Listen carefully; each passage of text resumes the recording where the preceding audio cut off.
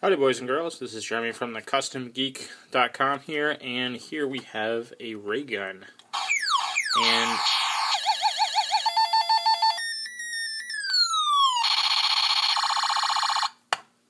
right, you just heard it. Its superpowers is to annoy you to death. That's what it does.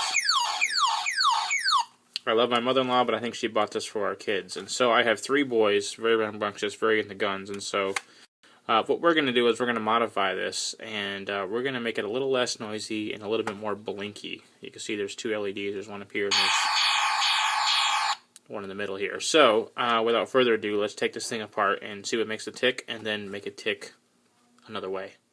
Alright, so I've removed all the screws out of the gun. So if we take this guy apart here, just arbitrarily plastic pieces here, you can see that we have a speaker inside here, an actual speaker.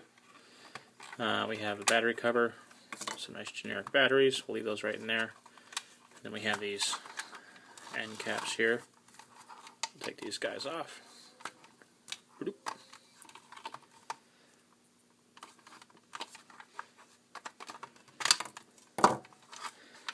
So we take the gun apart, and if any of you have taken any of these things apart, there's always the plastic inserts here, and it's pretty basic here.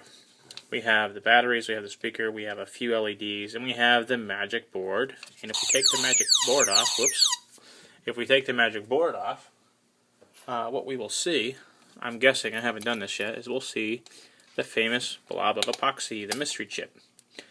And so what we're probably going to end up doing is replacing this with maybe an AT-Tiny 85, so we can make things blink.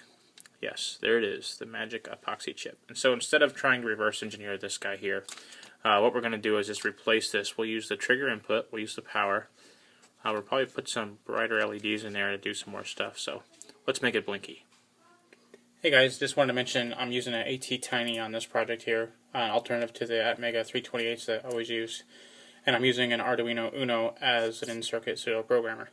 So what I have here is I have this set up, and I have my little sketch here, and it works just fine, and has all this nonsense on it.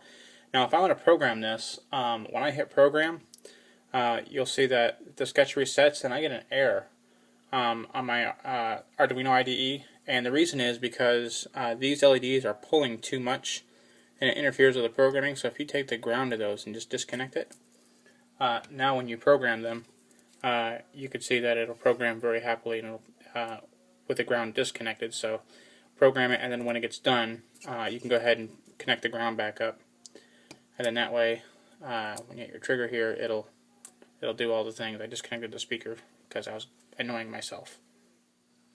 Hey boys and girls, just want to go over what we took out of the gun, which are these 2 little LEDs, which the diffused little red guys here that were here and here.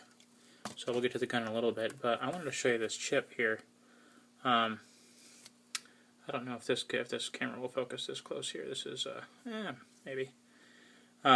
This is the mystery chip here, but you could see voltage in, VDD, LED plus. There's a resistor for the LED, trigger minus and trigger plus, and I believe that is ground, and then there's the speaker wires over here. And I see here this is an OSC. I imagine it's for an oscillator, and a couple capacitors, so maybe this has dual function. Maybe I'll play with this a little later and see if I can get something different out of it. So, anywho, so here's what we got for our weapon of mass destruction here. We have, I left the speaker.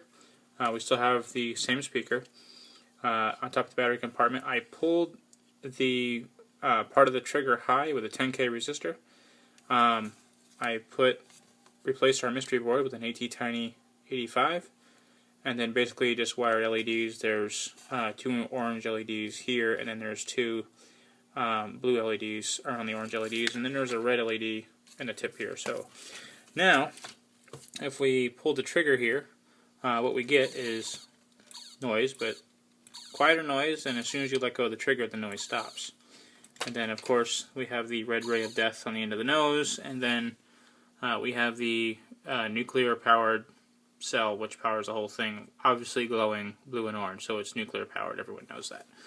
So that's pretty much it. This will make my kid's toy quieter, and it'll make my brain work happier. Here's the finished product here, all buttoned up and back together, so you can see the little LED in the front there. And it looks all pretty when you squeeze the trigger. You get the red ray of death. And you get the nuclear power chambers that echo something. So anyway, a lot quieter, a lot more tolerable. Plus it blinks and pulses light, so it's more entertaining. So it's like we traded some noise for some LEDs. My kids love LEDs, so it works out great.